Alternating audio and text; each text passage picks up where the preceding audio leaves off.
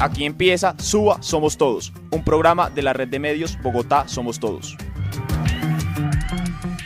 Escúchanos los sábados de 6 a 7 p.m. por Suba al Aire, 88.4 FM, Suba y Engativá. Con Suba Somos Todos, la denuncia de tu barrio es la voz de nuestra radio.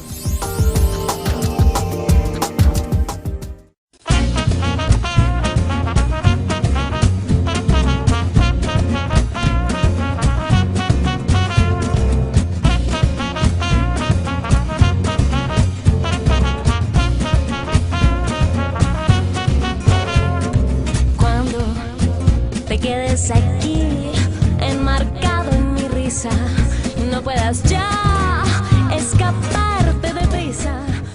Muy buenas tardes para todos nuestros oyentes. Les pedimos excusas, estábamos experimentando problemas técnicos el día de hoy, pero ya todo está completamente solucionado. Hoy, 21 de noviembre de 2015, a las 6:23 de la tarde, arranca esta nueva misión de nuestro programa Suba Somos Todos en nuestra casa, Suba al Aire, 88.4 FM, Suba y Engativá. Le doy un cordial saludo a la mesa. Señor ingeniero, ¿cómo se encuentra usted? José, un saludo a ti y a todos los que nos escuchan a esta hora. Siempre un poquito de retraso, pero bueno, aquí estamos siempre cumpliéndole a nuestra ciudadanía y a nuestra localidad y trayendo siempre la más fresca información de cómo estamos en Suba. El Mr. Redes. Muy buenas tardes para José, para el ingeniero, para nuestra nueva invitada, que ya en un momento la conocerán, y para toda nuestra audiencia. Una vez más en una fría tarde bogotana, pues aquí acompañándolos en Suba Somos Todos. Recordarles nuestras redes sociales, en Twitter como @Suba Somos Todos, en Facebook Suba Somos Todos. Nuestro correo subasomostodosfm@gmail.com. Recuerden que en Suba Somos Todos, la denuncia de su barrio es la voz de nuestra radio. Bueno, y Mr. Redes me quitó la primicia. Hoy traemos una hermosa voz femenina, la niña de la casa, Julianita.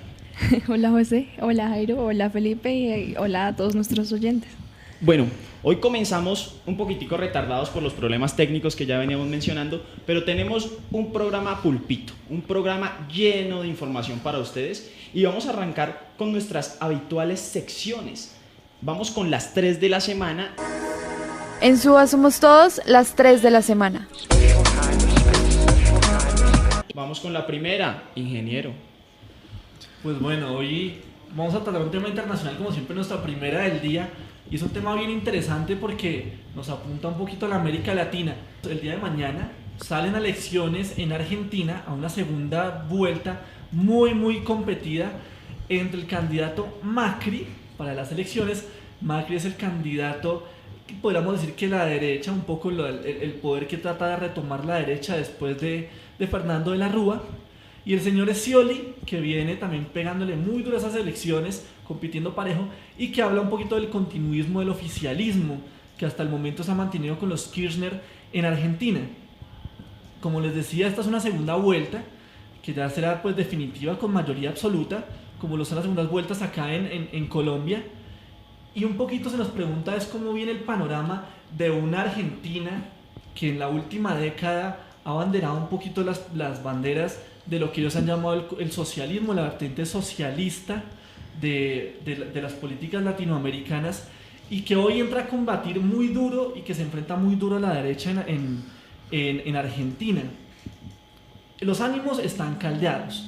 Si bien se le reconocen a los Kirchner un fuerte avance a nivel social y de inversión y en su modelo económico, también el hecho de que Macri esté disputando casi en 50% de las elecciones quiere decir que también hay una fuerte oposición en Argentina, y que muchos argentinos están pensando en retomar las viejas banderas. Y por supuesto pues mañana veremos un poquito cómo se definirá el futuro en Argentina y en América Latina en general, dado que Argentina y los Kirchner han abiertamente dicho al mundo que quisieran entrar a competir dentro del marco de las BRICS, que es la nueva oportunidad económica que quieren armar algunos países, potencias mundiales, potencias económicas, fuera de la hegemonía de Estados Unidos y del FMI. Frente a un pequeño balance que se puede hacer de los Kirchner, que ya pues vienen siendo el oficialismo hace ya más de 10 años, podemos ver que en estos 10 años de oposición, bueno, que ha sido de oposición al libre comercio, al neoliberalismo, a las imposiciones siempre constantes de Estados Unidos y del FMI, el crecimiento económico del PIB en estos 10 años en Argentina ha sido, por ejemplo, bastante positivo, es un balance muy positivo. De un 2% que se mantenía de crecimiento antes de la llegada de los Kirchner, a 2013 ese crecimiento ya llega alrededor del 7,2%. Tenemos en el tema de pensiones, que es un tema siempre discutido y que ya lo hemos hablado en esta mesa también, que es ese futuro, cómo se vislumbran las pensiones. En Argentina, hace unos 10 años, el tema pensional no superaba los $200 y hoy está alrededor de los $450 la base de pensión, mientras en Colombia no llegamos a los 250. Esta y su crecimiento del PIB y su crecimiento de la industria, que supera también el 10% en comparación a estos anteriores, demuestran un balance positivo. Pero si bien estas políticas han pegado muy duro en Argentina, vemos que la contienda es dura y solo mañana sabremos cuáles son los verdaderos ánimos y de cambio en Argentina y para dónde tomará este país tan importante. Bueno, esperemos que por el bien de los argentinos y también por el bien de los países latinoamericanos se pueda tomar una decisión acertada el pueblo argentino y que esto esté pues en pro de respetar la soberanía nacional, en pro del desarrollo de las fuerzas productivas de este querido país argentino. Y entonces pues estaremos muy pendientes desde los micrófonos de Suba Somos Todos del resultado que se tenga en estas justas electorales. Pero pasemos a la segunda. ¿Cuál es la segunda, Jairito?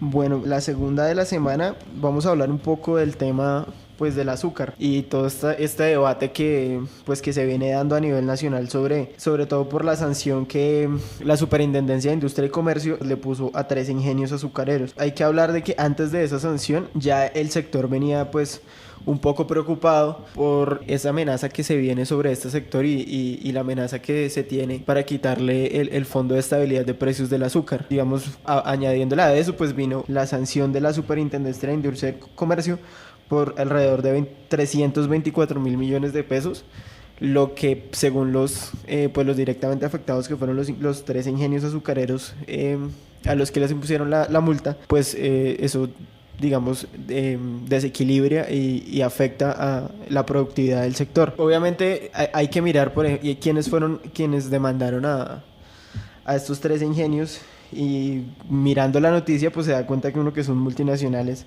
fueron Coca-Cola, SAP-Miller y Nestlé. Entonces ya vemos en la vía de qué viene pues esa sanción que le impusieron a estos ingenios azucareros, y es en la vía de arrasar a la producción nacional de azúcar para permitir pues que el azúcar extranjero inunde nuestro mercado nacional, y eso pues trae beneficios para estas empresas que al final fueron quienes demandaron a los ingenios azucareros. Hay que ver digamos que no es solo el problema de los dueños de los ingenios azucareros, sino es un problema del trabajo nacional, es un problema de los ingenios. Pues generan en directos e indirectos 188.000 empleos, y además el 75% de la caña se cultiva en tierras de 2.750 pequeños y medianos productores independientes. Eso es, digamos, en cifras concretas los empleos que aporta el sector, y además no solo se ve afectado el sector del azúcar, sino también el de la panela. De la panela generan directa e indirectamente otros 846.000 empleos. Bien, eso no es solo pues en los sectores del Valle del Cauca, que es el sector más fuerte, sino estos de la panela están regados por toda Colombia. Luego, entonces, 2 millones de personas dependen de este sector, y son 2 millones de personas que se quedarían sin empleo. Vuelvo y repito, no es una cuestión solo de defender a los ingenios porque sí, de defender la producción porque sí, sino porque detrás de defender la producción viene el trabajo nacional, y es defender los empleos de 2 millones de personas que si se quiebra este sector, sencillamente se quedan sin empleo, pasan a ser desempleados, a ser, vendedores informales. Y pues obviamente eso afecta un poco a la producción nacional. Digamos, no es una cuestión mínima pues defender a la producción nacional, sino es además de defender la producción, se defiende el trabajo, y hay que hacer un llamado pues a defender a la producción nacional y el trabajo. Bueno, pues Jairo, esperemos que el gobierno nacional revise este tema y que no se siga poniendo en favor pues del interés extranjero, y que no separe su suerte personal de la suerte de la nación, y que por favor desde los micrófonos de Suba Somos Todos extendemos pues el llamado al gobierno nacional para que no se firmen tratados comerciales como el Transpacífico, que va a golpear claramente a este sector azucarero y que va a golpear a la industria nacional. Esa es otra de las razones por las cuales se le impuso, digamos, esa sanción. Entonces, como ha sido la política desde hace 25 años de libre comercio, ya nos van a meter a otro tratado de libre comercio que es el TPP, por lo cual esa exigencia para entrar a ese TPP es acabar con la producción nacional del azúcar y de la panela, además de otros sectores productivos, pero en específico es golpear duramente hasta acabar al sector del azúcar y la panela. Entonces, vuelvo y repito, es una defensa de la producción y del trabajo nacional versus el trabajo extranjero. Bueno, Jairito, y vámonos a la tercera. En la tercera yo les tengo una noticia que tiene impacto nacional, tiene impacto distrital y también tiene impacto en nuestra localidad. Se trata del anunciado que hace el Ministerio de Minas y el Gobierno Nacional del aumento a las tarifas de la electricidad en el país. Digamos que si bien por la situación del fenómeno del Niño hoy existen, digamos que se está recogiendo el 40% menos de lo que se debía recaudar en los embalses, el gobierno anuncia pues que bajo esta medida va a aumentar básicamente de 6 a 7 pesos cada kilovatio. ¿Esto qué quiere decir? En cuanto a la tarifa, para los estratos 1 y 2 básicamente representa como un aumento de 400 a 600 pesos por kilovatio, y para el estrato 6 representa más o menos 3.000 pesos. Recordemos que este aumento se anuncia en una época en donde se consume mucha electricidad, que es la temporada de diciembre, la temporada navideña.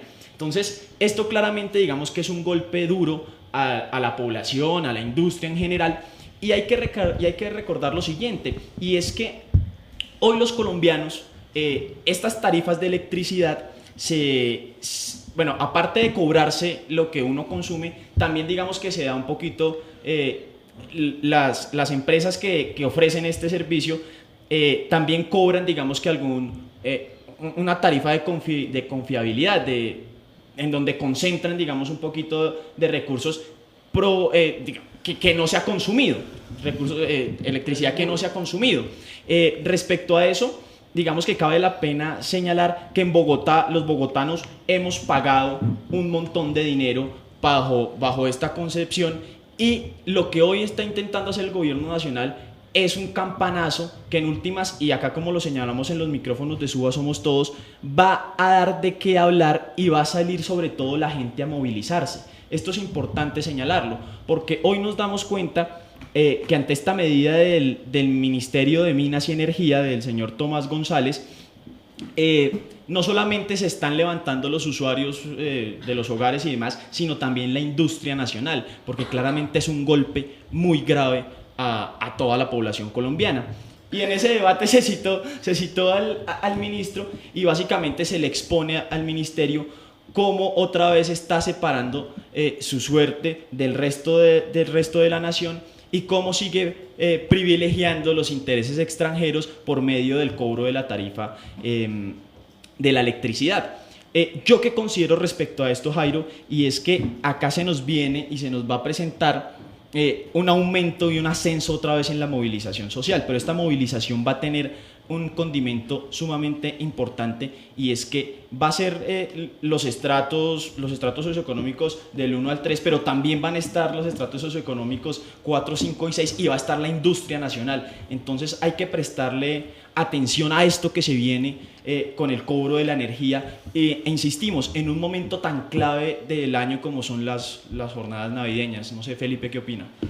Es que esto no se salva a nadie, José. O sea, los servicios públicos que el Estado colombiano y las políticas neoliberales han tratado de profundizar en privatización, esto lo consumimos desde el estrato 1 hasta el 6 y nos pegará siempre a todos.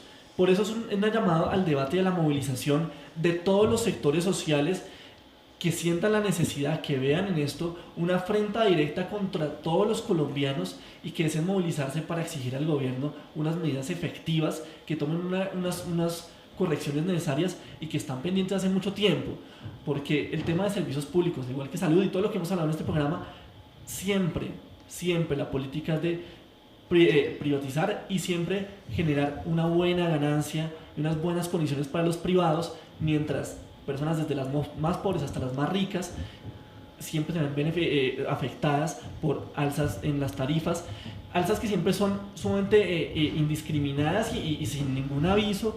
Siempre habrá una excusa: el fenómeno del niño, la recesión económica, los movimientos de aquí a allá, los vientos del país de las maravillas. Entonces, un poquito el llamado a la atención del gobierno y la movilización de toda la gente hace una invitación muy importante el día de hoy para que este tema no pase inadvertido como siempre y nos tengamos que aguantar las subidas en las tarifas y aquí qué pasó y no dijimos nada. Además que por eso también insistíamos tanto en que no se podía privatizar Isagen. Isagen era pues, o es, porque todavía no lo han privatizado, pues obviamente ya sabemos que lo van a hacer, pero Isagen es de los activos más grandes que tiene la nación y era el que garantizaba pues que la nación tuviera un poco de soberanía energética en ese sentido. Ahora vamos a quedar en manos pues de todas las empresas privadas y ya vemos qué es lo que hacen estas empresas privadas. Se les ha pagado esta tarifa y resulta que ahora cuando hay una crisis en cuanto al sector energético, salen a decir que no tienen cómo respaldarla. Entonces, por eso, esa era la importancia estratégica de no privatizar Isagen. Por eso se movilizaron tantas personas para que no se privatizara. Lastimosamente lo privatizaron, pero bueno, ahí la realidad nos está dando la razón a quienes nos oponíamos a la privatización de Isagen. Jairo, y esto los ciudadanos lo deben saber. Esto que estamos hablando de ese cargo de confiabilidad, en últimas lo que genera es una especie de seguro que blinda a las empresas que ofrecen el servicio de energía. ¿Para qué? Para que no sucedan esos fantasmas viejos de la década de los 90 en donde se tenía que racionalizar la energía y demás, y que no se tengan que hacer grandes apagones en todas las ciudades y en todo el país. Cabe la pena reiterar que, claro, acá en Bogotá digamos que no tenemos ese lío, pero hay en inmensas regiones del país en donde tienen que racionalizar energía a diario, Felipe. Claro, en regiones como el Valle del Cauca, ahorita con el fenómeno del Niño pegando duro, la cantidad de agua en los embalses ha llegado a un crítico 22%. En otras zonas, en el Meta y hacia la Guajira, el norte, ya los embalses están en el 50 o 45% de su capacidad de agua. Es un llamado importantísimo.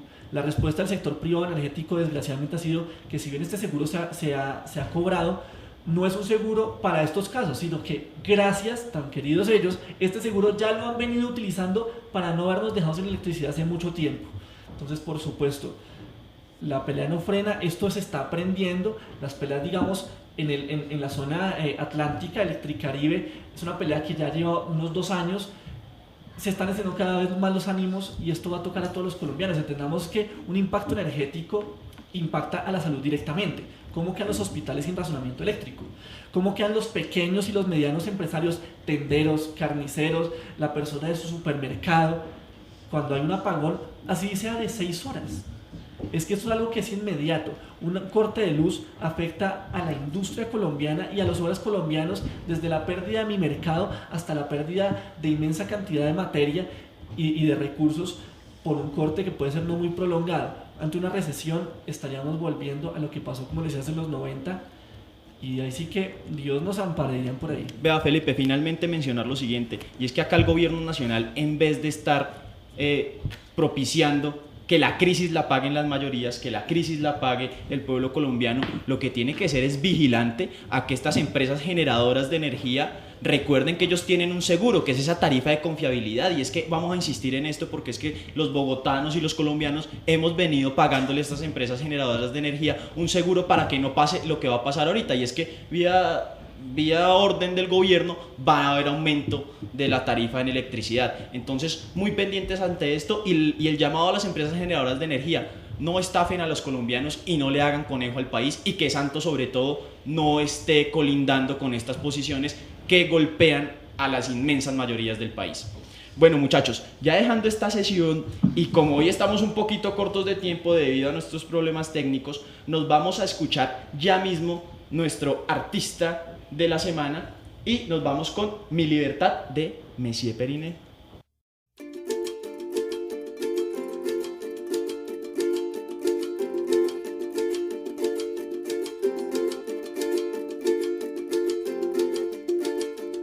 Hoy me levanté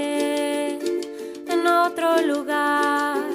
Siento ansiedad, la necesidad de contar quién soy para no morir, para no olvidar que la vida es un pequeño soplo de libertad. Hoy seré canción, volaré detrás de las coplas del trovador del campo y de la ciudad. Para no morir, para no olvidar que el dolor existe y con amor lo voy a curar. Yo soy una aventurera, una madrugada en soledad. Soy una guitarra que canta al viento, una cordillera que llega al mar. Por mis venas corre fuego, mis ojos brillan en la oscuridad y mi voz hambrienta no tiene miedo de cantar por siempre mi libertad.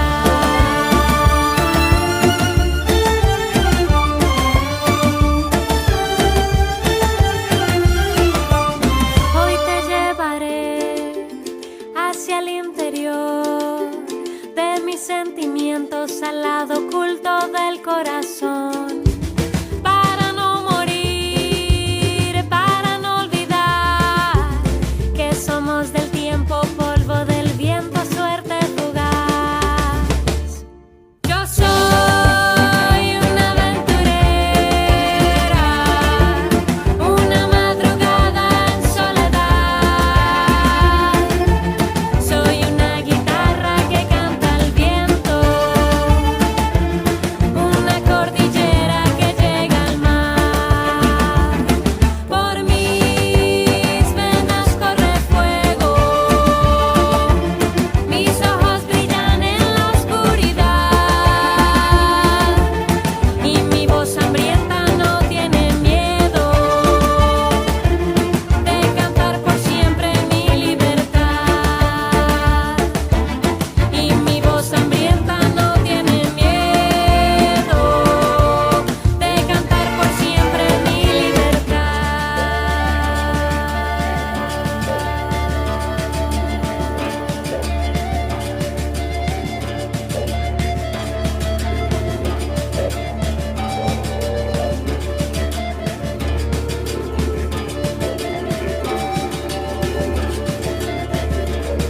Cultivaré mi mente para no olvidar.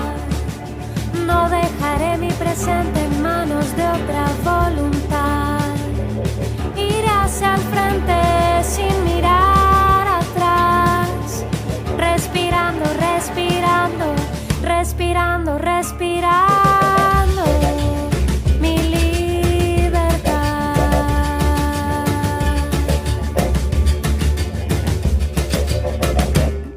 Yo soy una aventurera, una madrugada en soledad.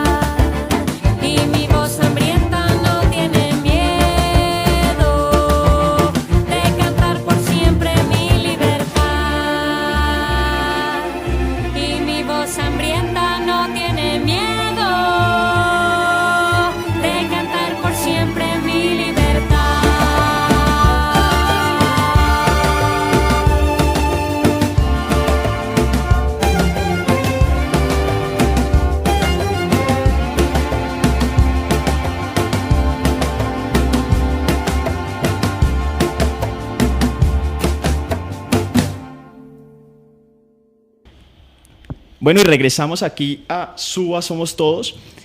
Julianita, cuéntanos, ¿qué estamos escuchando? Bueno, José, esto es una banda colombiana que se llama Messier Periné. Ellos se encuentran como en actividad musical desde el 2007 y actualmente pues como que han tenido un reconocimiento grande a nivel mundial. El pasado jueves ganaron un Grammy, como su primer premio grande como banda colombiana. Esta banda abarca géneros como el pop, el swing, el bolero, el jazz y como un poco de gypsy jazz que no sé, ellos intentan como presentar una propuesta alternativa donde mezclan este montón de géneros y pues no sé, la invitación es a que los escuchen y los disfruten un montón. Banda bogotana, ¿cierto? Sí, pues como que los integrantes de la banda son de muchas partes de Colombia. Si no entiendo mal, la vocalista es como de Cali o alguna cosa así, pero ellos se forman en Bogotá, son estudiantes de la Universidad de los Andes, conforman su banda allá y pues empiezan como a despegar como banda. Bueno, y ahí quedamos apenas enganchaditos en el tema del día. Tú mencionabas Universidad de los Andes. Pues muchachos, resulta que hoy el tema del día es un análisis respecto a lo que está ocurriendo con las universidades privadas y el alza de las matrículas. Esta semana, en redes sociales, logramos evidenciar cómo desde la Universidad Javeriana los estudiantes estaban, digamos que planteando una discusión sobre el alza de las matrículas. En un comunicado hecho el 16 de noviembre por parte del Comité Estudiantil Universitario, que vale la pena recalcar que es la mayor instancia de participación de los estudiantes dentro de la Pontificia Universidad Javeriana, se realizó un comunicado básicamente que rechazando el aumento de las matrículas. Y es importante que hagamos un poquito el contexto socioeconómico que tiene la Universidad Javeriana. Básicamente, en este comunicado encontramos que la población de la Universidad Javeriana se concentra en los estratos 3, 4 y 5 y que el 43% de los estudiantes de la universidad tienen que buscar un crédito. Luego, a todas luces, el aumento de las matrículas es un golpe también a todos estos estudiantes de la universidad. En este momento tenemos el gusto de encontrarnos vía telefónica con la representante estudiantil de la Universidad Javeriana, Karen Noriega. Bueno, Karen, quisiera que nos cuentes un poquito en qué consiste esta discusión que ustedes están teniendo al interior de la Universidad Javeriana. Claro, mira, es 7.5 como directriz general, pero hay carreras como medicina y economía que el aumento es del 10%. Frente a esta situación, el Comité Estudiantil Universitario CEU decide sacar un comunicado expresando su desacuerdo frente a esta decisión, pero también pidiéndole a la universidad que reconsidere este aumento porque realmente se aleja de la realidad socioeconómica de las familias javerianas. Karen, entendemos también que existe como cierta política en la Universidad Javeriana y que hay cierto carácter de solidaridad que claramente no se ve representado en este aumento unilateral por parte de las directivas de la universidad. Entiendo que en la reunión que se tuvo, en la discusión que se tuvo en el Consejo Directivo, se llevó esta discusión. ¿Qué nos puedes contar respecto a eso? Nosotros en esa reunión del 28 de octubre de este año, nosotros llevamos nuestra posición, que es la posición del comunicado. Estamos en desacuerdo, le pedimos que reconsidere y le pedimos la información financiera a la universidad para hacer un análisis correcto de si realmente este aumento pues se justifica con las cifras. Sí, porque nosotros como estudiantes no tenemos conocimiento de esta información y a lo contrario pues que la universidad cree, nosotros tendríamos que tenerla porque tenemos todo el derecho de saberlo, pero aparte porque nosotros como CEU podemos llegar a dar alternativas frente a este aumento. Pero como no hemos recibido respuesta a ninguna de estas peticiones, pues nosotros convocamos toda una twitteratón en redes sociales, fuimos tendencia nacional, tuvimos mucho apoyo y pues la jornada ha ido cogiendo mucha fuerza. Sin embargo, al día de hoy seguimos sin respuesta por parte de las directivas de la universidad. Karen, en términos de organización y movilización, ¿qué se está planteando la Pontificia Universidad Javeriana? En una primera medida estamos hablando de la twitteratón, fuimos a salonear, entregamos más de 20.000 comunicados en toda la universidad, montamos esta tendencia y lo que queremos es primero visualizar toda esta problemática en la universidad, porque hay algo que hay que decir, y es que la universidad no informó esto a los estudiantes, sino el CEU informó esto a los estudiantes. O sea, los estudiantes si se enteraban del aumento era cuando les llegara la factura. nosotros tomamos la decisión de que se enteraran mucho antes y que nos plantearan sus opiniones, sus desacuerdos, su inconformismo frente a esto. Y lo que nosotros estamos pensando es que en el siguiente curso directivo, pues ya vamos a solicitar que nos den, así sea una respuesta, sea cual sea, pero la respuesta, porque no la hemos tenido, frente a eso sacar otro comunicado y ver cómo está el ánimo pues de los estudiantes para ver qué podemos lograr. Bueno, Karen, te agradecemos mucho que nos hayas compartido esta información, y te hacemos también la invitación a que estos micrófonos de Suba Somos Todos van a estar abiertos acompañando estas justas reivindicaciones de la gente. Y acá insistimos, a todas luces esta crisis económica viene afectando a la población, y estos aumentos tanto en las tarifas de electricidad también como los aumentos que acá nos presenta Karen de las matrículas de las universidades privadas es muestra de que hay un problema bien grande. Entonces, Karen, los micrófonos están abiertos para ti. Muchísimas gracias. Vale, muchas gracias a ustedes y estaremos en contacto.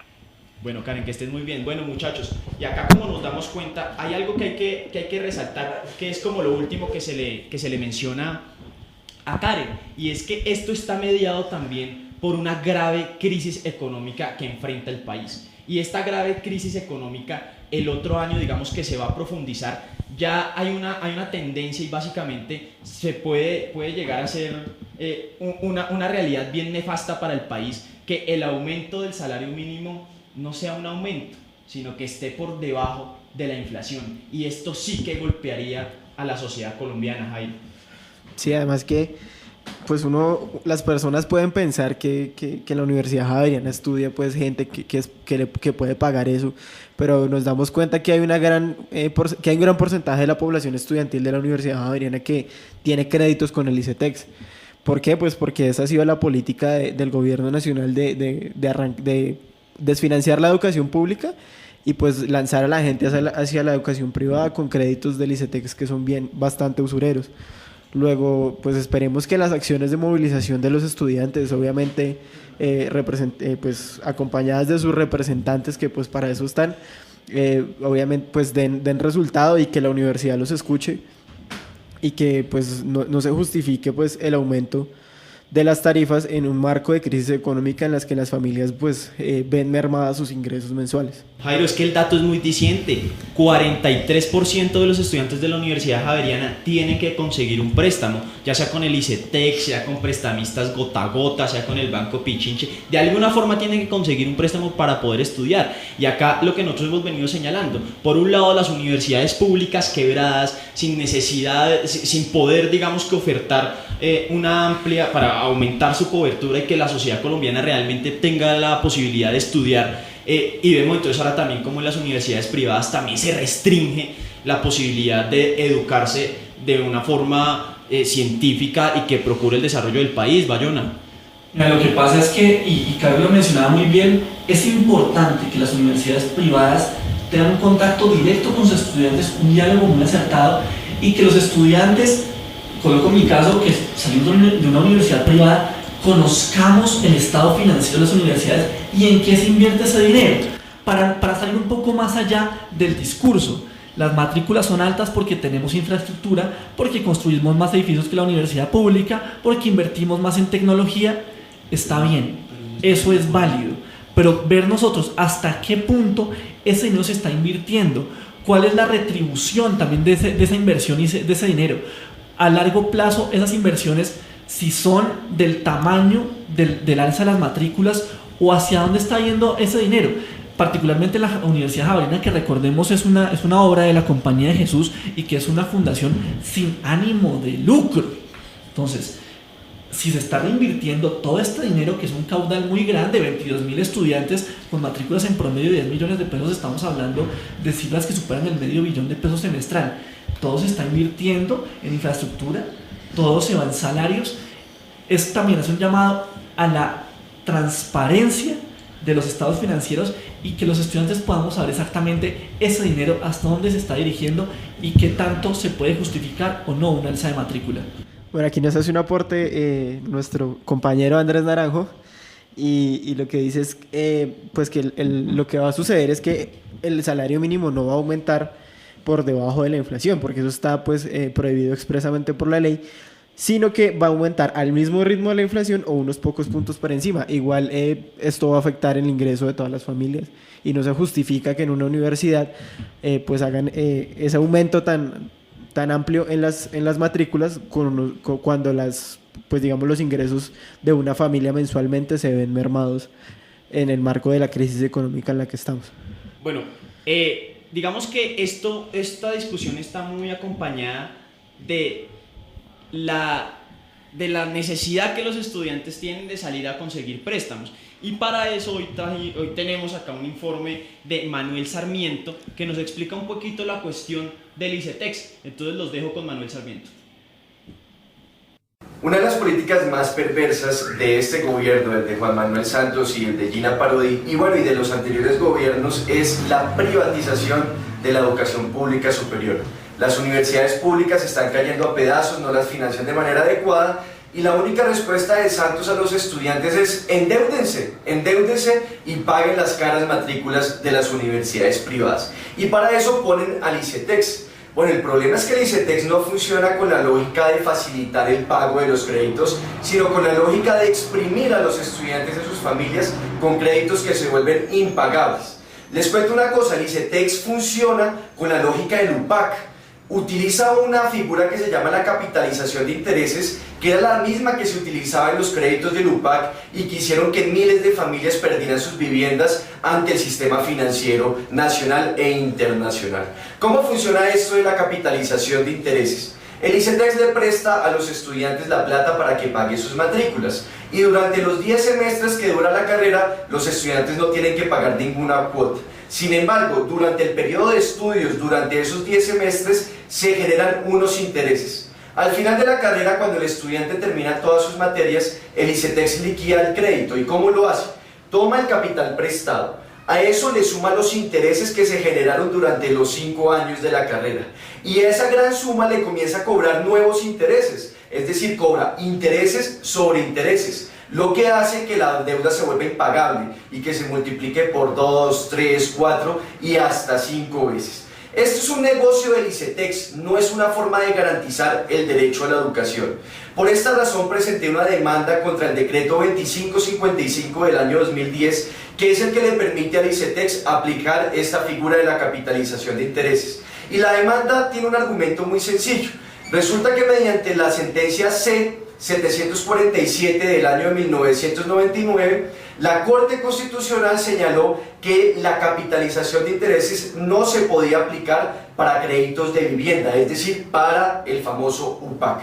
Y la Corte Constitucional dijo que no se podía aplicar esta figura porque la vivienda es un derecho fundamental y que hacía que estos créditos se multiplicaran volviéndose impagables. Pues bien, si no se puede aplicar para los créditos de vivienda, tampoco se puede aplicar para los créditos para el acceso a la educación superior, porque la educación superior también es un derecho fundamental, así como lo es la vivienda. Ese es el principal argumento de la demanda. Además señala una cosa, el ICETEX es más rentable incluso que conglomerados financieros como el Grupo Aval o el Grupo Bancolombia. ¿Cómo serán de usureros esos créditos, que es mayor la rentabilidad en estos créditos que los que da el señor Sarmiento Angulo y otros grupos financieros?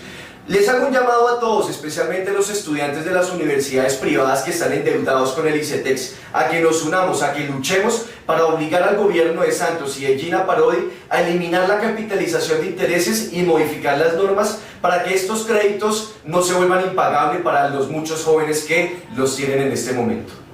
Bueno, muchachos, como el espacio en radio es tan reducido, en un minutico, tu conclusión, ingeniero.